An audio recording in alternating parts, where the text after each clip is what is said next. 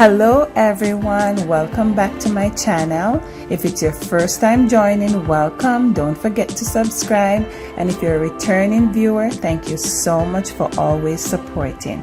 So today I'm going to be making a healthy juice cleanse. So this one is a green apple, lime and ginger juice cleanse. This drink has great health benefits. It's good for detoxing, it increases your energy, supports your immune system, and it also can reduce inflammation. And this drink, you have it first thing in the morning on an empty stomach. So for this recipe, I'm going to be using 2 green apples, 1 lime and a piece of ginger. So let's juice the apples and the ginger. Okay, so now I'm going to be using my juicer to juice the apples and the ginger. Let's go.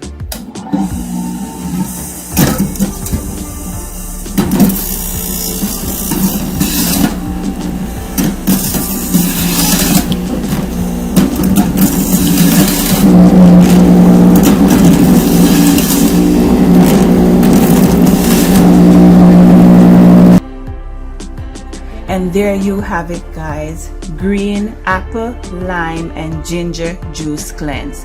And it's not only healthy, it tastes delicious too. Thanks for watching. See you next time.